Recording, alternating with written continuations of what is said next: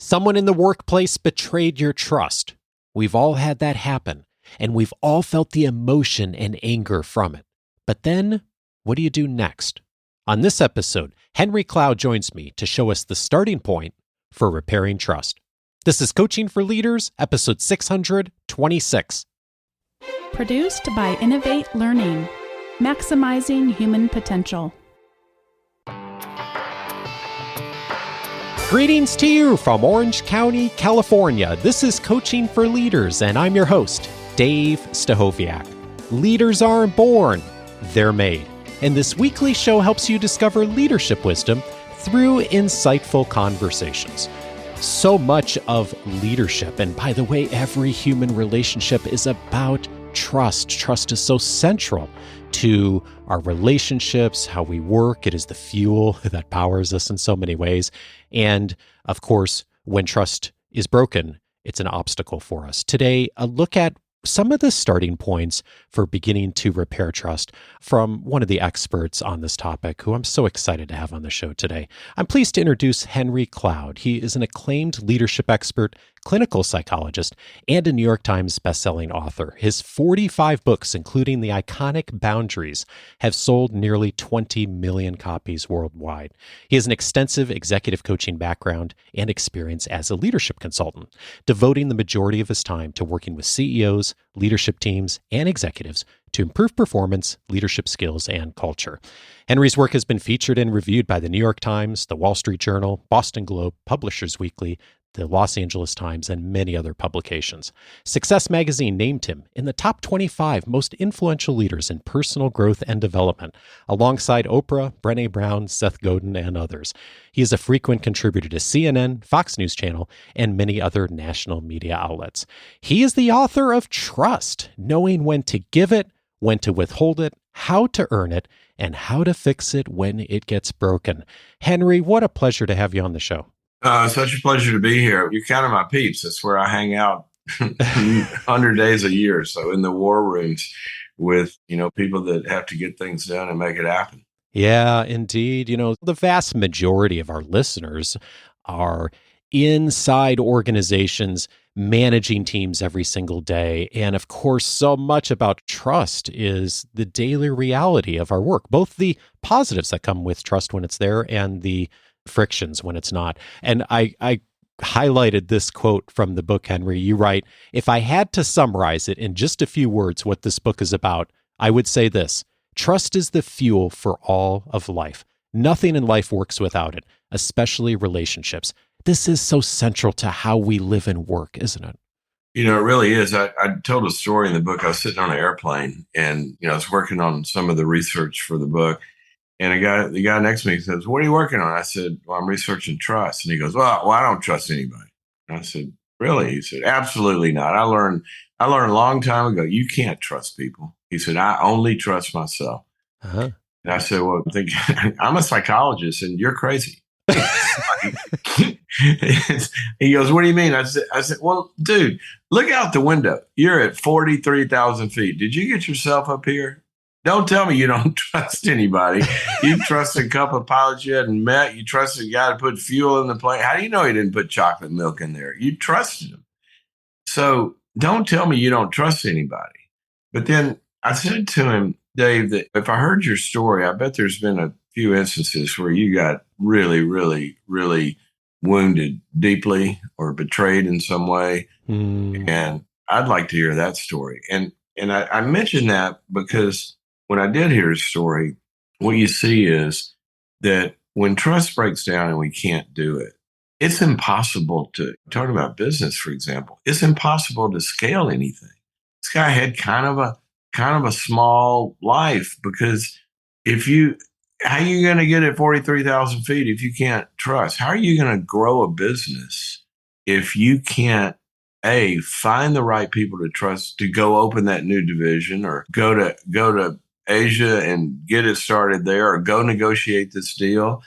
If you can't find people that are trustworthy and let go to let them do something, you can't scale. And even within a team, Have you ever been on a team where there's somebody's got 1 foot in and 1 foot out because you can't really trust them, or they've broken trust with somebody in some functional way? It just won't work. And so there aren't many situations I get called into that at some level, the dynamic of trust has got to be either built more deeply so somebody can let go of something, get out of somebody's hair, or that it's got to be repaired. So it is a big deal. Yeah, and it's one of the reasons that I wanted to have this conversation with you today about repairing trust, because it is the reality for every leader that there's an aspect of that is almost, I don't want to say it's constant, but it's a regular thing that comes up in relationships and organizations and teams, of course. And before we get into maybe some of the process of that, which is messy, which we'll talk about, I'm sure, there are 5 big factors that you highlight in the book. And this is a huge chunk of the book, so I know I'm asking you a big question here, but perhaps you could illuminate for us, what are the 5 and what's key about them? Well, the very first one is we trust somebody when we feel like they understand us. And here's where I start with that. That's the neurological basis. If you're talking to somebody, you're trying to explain to them what you need out of the deal or what you need from that seat. If you're with an executive team, what that chair's got to provide for the rest of the team, and you're trying to work through that, you can tell the difference between somebody who is really, really listening and is trying to in depth understand you and what you need, what's going to hurt you, what's going to make you scared, what's going to make you happy. So we got to start there. Now, once we feel understood, somebody can understand us as a manipulative ploy. This is what seductive people do. They empathize. Oh yeah, that other company you did. Oh, that must be, but they're really just working you, because the second one is the motive. And we've got to figure out every relationship. Everybody has self-interest. You have to have a relationship. It's got to be mutually satisfying. But some people, you've been on a team before, probably everybody has, where the team's trying to do something, but one person's kind of got their own agenda. Oh, sure. Right? And they're trying to always push it their way, or you're buying something or you're selling something. And you feel like everything they're coming at is really about them and what they want, what they need. You're kind of being moved across the chessboard. But when we trust, it's because we feel like somebody really is for my side of the equation. They want it to work well for me, and they'll make concessions, something they want, if that doesn't meet my needs. And so we got to think about the other side of the table, and what can I do and show them to know it really matters to me how it works for you. So that's kind of the second one. The third one is, I just had 2 knee replacements, and what if I had a empathic, great motive surgeon, and he examines me and I feel all trusting now, and I say, okay, you can be my doctor. And he says, well, that's great, because, I've always wanted to do a knee. I'm an OB-GYN. He goes, I've never done one of these before. I've always wanted to. No, we're not going to do that. Yeah. Because the third element is ability. We've got to feel like this person has the ability. They might be honest. They might have a lot of integrity, but are they going to be able to pull it off? That's the big question. So that's the third one. The fourth one is obviously their personal makeup. If somebody's got all these great talents, this, that, and the other, but you get under pressure and they start screaming at people, how they're glued together. Do they have the perseverance to go through a really, really difficult season if this thing goes south and the red numbers start coming in? Do they have the patience? Do they have the EQ, for example, to make things work in whatever context?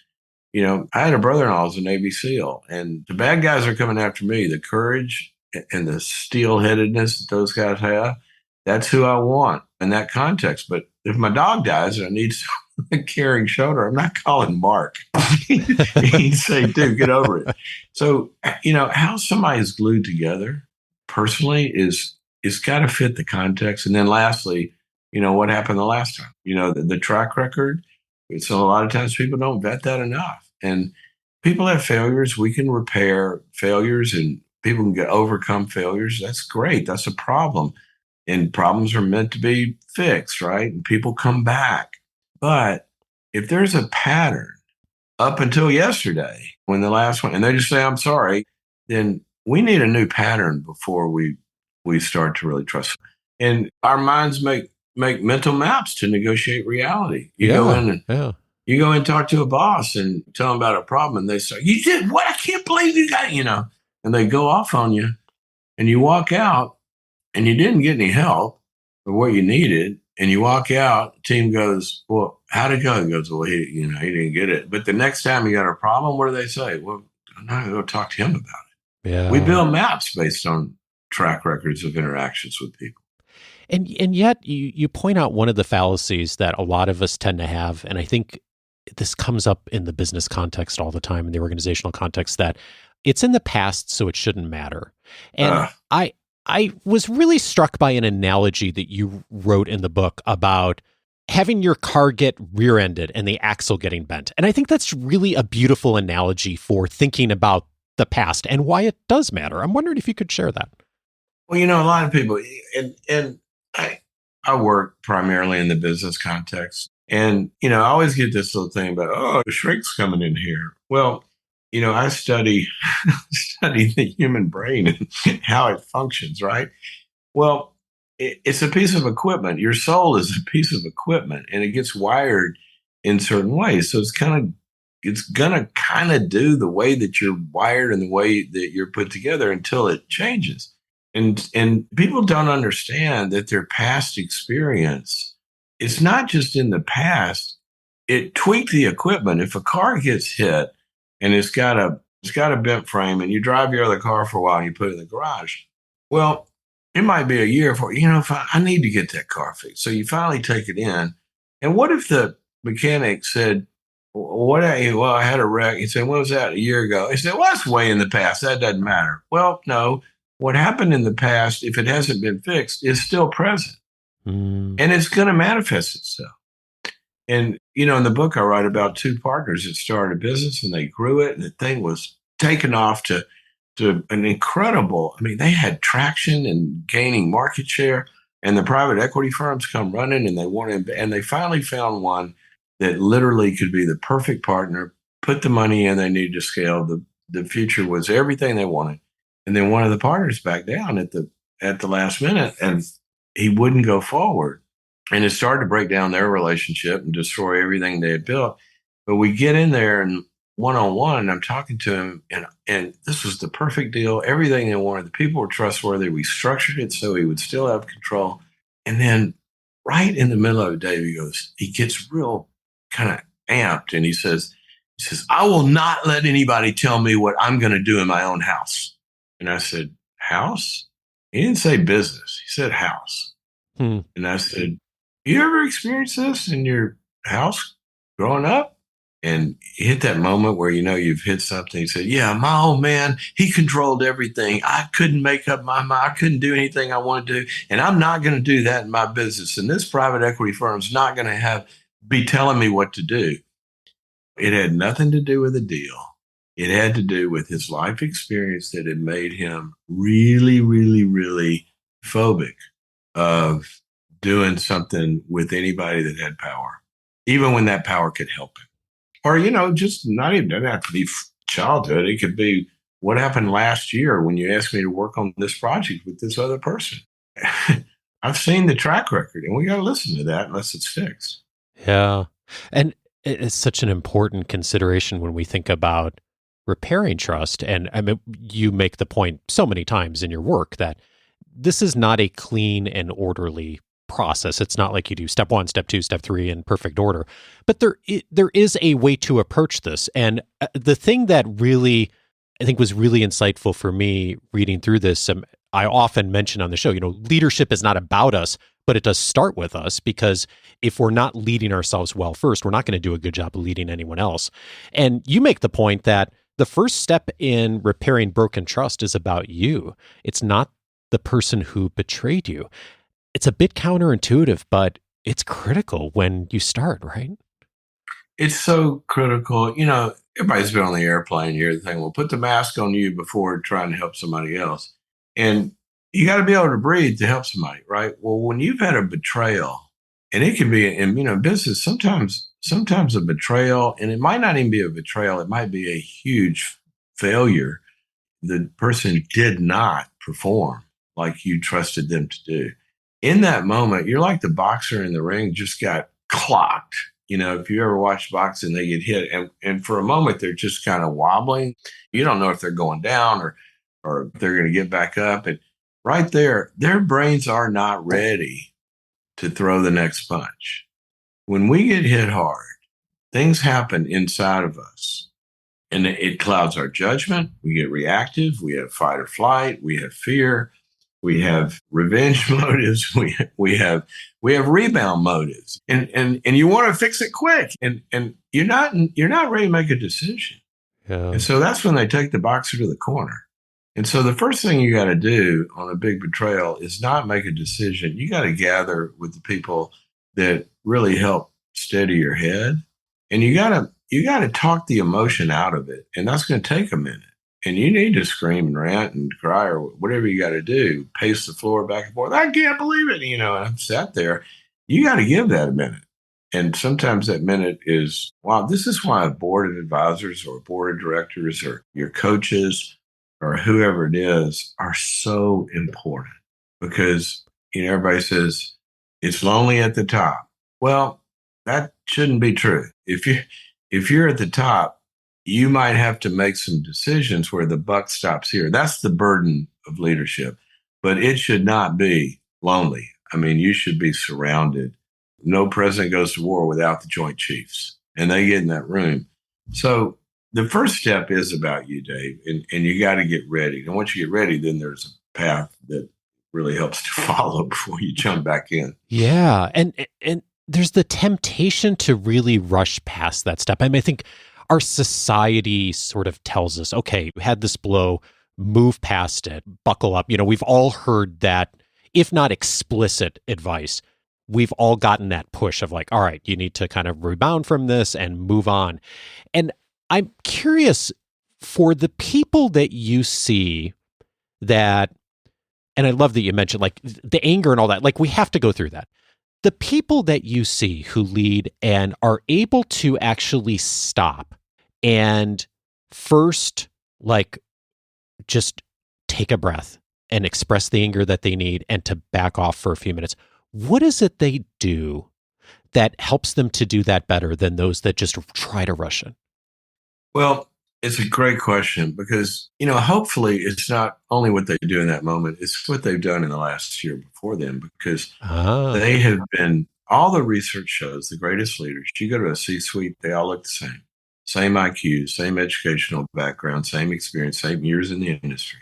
But what accounts for 90% of the difference in their performance is all that stuff we lump together and call EQ and all these internal capacities this person has, personally and interpersonally. And so what I would say before that moment, what they do is they have really spent time, with a good coach or good mentors or whatever, and they know themselves. So when they're in that moment, here's what I see. They are able to have the emotional regulation and the impulse control to hit pause. And Dave, I was so surprised over the years. I work with CEOs from some of the biggest public companies all the way down to closely held family health firms. And I always kind of thought, as a CEO coach and consultant, in between, say, our quarterly times together or whatever the cadence is, the high performers, well, I'll never hear from them. I'm going to have plenty of time. And it was the people that were struggling, I'm going to get all the calls, right? And it was exactly the opposite. It's the highest performers that I hear from the most. I had a situation just yesterday where a guy's, kind of small, medium-sized company is somebody's going to make a run at him who's a minority stockholder. And they got a lot of power in California.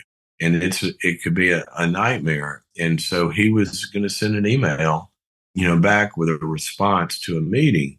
And what does he do? He calls me and said, "Hey, will you read this before I send it to him and the board?" And I read it, and there were some things in there that he had said that were not in his best interest, but they were coming from, he felt pushed in a corner and the way the meeting went and all that.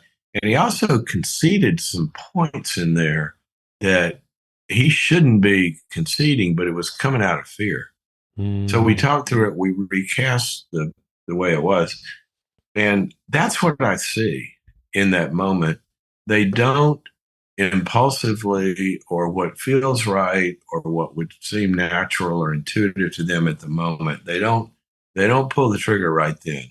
They stop, they hit pause, and they get people that they trust, that know what they're doing, and come around and help them in that moment. So that's the first step. You got to get your brain right. The invitation you make as you do that is to move beyond anger and turn toward forgiveness. And you say forgiveness is the way you free yourself from betrayal. The verdict is in. If you're going to be healthy, you have to forgive, period. Oh my gosh. We hate that, right? Everybody goes, "Oh, no, Yeah. great. I'm in business. Now you took me to church." Well, actually, I'm taking you to science, because in the book, I talk about all of the aspects that having revenge motives and bitterness and all that, all the aspects. So just start with your health, your cardiovascular system, your immune system, your cholesterol levels, diabetes, all this stuff. You don't want that flowing through your veins, but it also goes to your brain, and it affects decision making and judgment, mental health and anxiety and fear and all this stuff. So when we're talking about forgiveness, I'm not talking about trusting them. I'm not even talking about having a relationship with them. I'm talking about cleaning out your system where you don't need anything from them anymore. You don't need for yesterday to be different. Basically, forgiveness is we're hanging on to yesterday should have been different. We still got all the rage and all that. You got to be clean from yesterday. It only takes one person to say, "Look, they don't know me. All right. I'm just going to get this out of my system. Yesterday's yesterday. I forgive you." That's from the emotional sense. So we got to get back to a neutral place. This is before you've even talked to the person. And it only requires one to do this. You can do this on your own. Some people's lives are wrecked because they can't forgive their ex 20 years ago. That's why they can't have a good relationship now. They're still carrying it forward. So you got to clean that out. But that only takes you. Then the next step does take two people. If you're gonna think about going forward with this person, you're not gonna fire them. You're gonna try to save it because this person is so, gosh, it's gonna take a year to replace them. Do I give them another chance? How do you make that decision? Well, the next step is, in the book I call it, you got to ponder it. And here's what I want you to do. You're at a crossroads. Neither option is good. You're either going to not trust them and end the relationship, and you're going to lose everything. It might be a family. It might be the team is going to break up. It might be whatever. That's not a great option, but it might be the right option. But the other option is equally bad. You're asking me to trust this person again when they just screwed me that bad? And we don't feel good about that one. So you're in a dilemma. So that's where you got to really ponder. Is it worth it to try to put this back together? Is there too much to lose that at least I want to try? Or there's no way I'm going for it. And, a lot of times, for example, you got to move that person on. It might be personal relationship, might be business, but it's not the right option to go forward. But then on the other side, you might say, if there's any way to save this guy, we want to do it, or save this relationship with this company or whatever it is. So then if we decide, okay, we're going to explore going forward. Now, you see, I hadn't trusted yet, right? I've just made up my mind that I'm going to be open to. Yeah. That's when, we hadn't trusted yet. Look, forgiveness is about the past, but trust is about the future. Forgiveness is free. Trust is earned. So now we got to sit down and we got to find out, is this a person that reconciliation is even possible? Because if you get with them and they aren't really owning it, if they're still I did it because you guys are, what if they got all these extraneous reasons that's going to kind of excuse them, get them off the hook a little bit, you're not ready. We got to see somebody who is truly, truly owning it, saying, "Look, I screwed up. I did this. now you hear in the news, I take full responsibility. Well, that might be a soundbite. You got to feel it that they really care about how they hurt you. And you're going to hear three things in a good owning it. You're going to hear the event. I actually did this, whatever, and they understand what they did. Number two, you're going to hear them expressing they get how that felt to you, how that demoralized the team, how that must have been devastating to you after you did all this for me, and that they get the emotion of it. And then the third thing is you're going to hear them express the consequences. And I can see it set y'all back a year, and I feel horrible about that. So when we really hear that, now again, it's not time to trust yet. Now they've become somebody that we're open to the possibility that they might become trustworthy. So this is why this isn't just, oh, I'm sorry, well, let's move on. Well, now we know we got somebody that's workable. And then you start back over with the 5 boxes we talked about earlier. You got to go gradually to, do they really understand what's needed that they didn't understand before? And are they really getting it? Is their motive now that they want me to win, that they want the team to win? And can we see that? You just go down the 5. And then you don't, it's not a toggle switch. You don't, okay, put them back in and everything's great. No, you got to go step by step, a little bit by little bit. And sometimes, like I've seen this in big companies where people are restored, you know what, I'm not going to let you sit in the chair that you were in previously. I'm going to pare back some of those responsibilities and some of the things you're doing, and we'll put you over here, and we're going to see how you do. So we're asking a gradual track record to be built again. I've been noticing the word emotion has come up several times in our conversation already, and particularly the word anger, as shows up in the book too. And there's I found a really useful distinction about anger, and especially thinking about forgiveness that you make, that there's a distinction between expressing anger in the work of reconciliation and expressing it with the intention to retaliate. Tell me about that distinction. You know, if somebody's been betrayed, the betrayer's got to sit there, this is hard work, and really hear it. And that person's going to start to express, this is how you hurt me. And sometimes they're going to be mad, and it's going to come at you. And you got to be able to absorb that, because what they're doing is that's basically a grief process. They're grieving what they wish would have been. And if we can't become an agent and a partner in helping them work through that, not by trying to talk them out of it immediately, but by understanding it, neurologically, what calms anger down is one of two things. It's either empathy. When somebody feels heard, they start to calm down, their brain starts to work again. Or if they're truly on a revenge motive, it's a limit. You know, that's when we say to somebody, sit down and be quiet, because they're really not expressing the anger of hurt. They're expressing retaliation and all this kind of other stuff. So it's incumbent on the one who's done the failure to be open to really hearing. There's going to be some pain and anger that they got to express, and you got to absorb it. And that's how marriages and businesses, when somebody can listen to the other person express what this did to him, and and sit there and just nod. That's what great leaders do. And they're able to take it, and they don't get defensive, and they don't react, and all of that. So it's a big deal. It's a big, big deal. When someone is handling a tough situation of betrayal and they say to you, I could never forgive this person for what they did, what do you invite them to do? Well, first of all, I would invite them to tell me why, and not why to talk them out of it, but why it feels that way to them. Because sometimes the inability to forgive, underneath that, is really an incapacity of they could never forgive them because they really maybe are so scared of getting hurt again that they got to hold on to it as a shield. So we don't know what's underneath that. There's a proverb that says a person's heart is deep in tensions, and the wise person draws them out. I got to find out what that stance is about.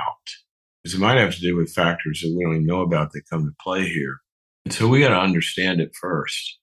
And a lot of times, even that step begins to kind of loosen the grip on their holding on to that. But at some point, they've got to understand too what holding on to it is going to do to them. I mentioned in the book, I chronicled the research on unforgiveness and bitterness and how it affects future decisions, how it affects your ability to take appropriate risk and not take appropriate risk, how it clouds your judgment on confirmation bias of seeing people, how it affects you physiologically. And I got into this big body of research by this researcher who's a psychologist who chronicles all of the medical research on not being able to let something go. And then I keep reading about this guy, and I go find another set of articles he's done. The guy that did all the research on forgiveness learned it. He's a PhD. He learned it because he had to forgive the person who murdered his mother in front of him on a home invasion. Wow. And so everybody understands that feeling of, I will never forgive. There's reasons we feel that way. It's kind of, quote, unforgivable. But if we can't rise above it, it's got us. And so at some point, it becomes a rational as well as an emotional decision. This is going to wreck my life. This tethers me to that person for the rest of their life if I'm, quote, holding on to it. And it affects everything I do going forward. I've been really intentional, I hope, in the title of this episode of the starting points for repairing trust. As we've talked about, Henry, there's so many different stages. It's messy. It is a process, yes, and also it's different in every situation. Thank you so much for illuminating some of the starting points for where to begin to think about this. And I'm conscious also of the point you made and in the book. Forgiving someone doesn't mean you trust them. There's a whole set of things beyond that too. So I hope folks will go into the book, and especially if you are handling this right now, where maybe there has been a betrayal, maybe there has been a loss of trust in your team or your organization. What a wonderful starting point. Yeah. Or if you find yourself in that chair where, do I hire this person? Yeah. Do I start the process of trust? Yeah. Indeed. How do I build trust on a team that's really not working together? The building it is so, so important, and having that hit green button inside of us be based on some really sound factors as opposed to just my intuition, which can be wrong. Well, speaking of things being a process, we're always learning and growing. And one of the questions I often ask, Henry, of our guests is, what have you changed your mind on in the last few years? As you have written this new book and gotten into the research on trust and had so many of these conversations over the years with leaders and executives, as you reflect on the last year or two, what have you changed your mind on? Hey, man, I'm a confused guy. I've changed my mind that I don't always totally trust my certainty as much as I used to, because I'm learning that sometimes the people that I think are maybe extreme or crazy, that they're not totally crazy. You learn to kind of understand that somebody's holding on to something for a reason. And that while their position might not be valid, the reason that they hold on to it's valid. And so I find that I've changed my mind a lot in my judgment or judging someone for why they believe a certain way or why they think a certain way, because I've seen enough situations where I'm the facilitator of getting opposing sides together, and seen so many times where they don't change their mind on their position, but they change their mind on their level of understanding why the other side feels the way they do. And that really helps. And I think that's been really important. Henry Cloud is the author of Trust, Knowing When to Give It, When to Withhold It, How to Earn It, and How to Fix It When It Gets Broken. Henry, thank you so much for your time and for your work. It's good to be here, Dave. Thank you.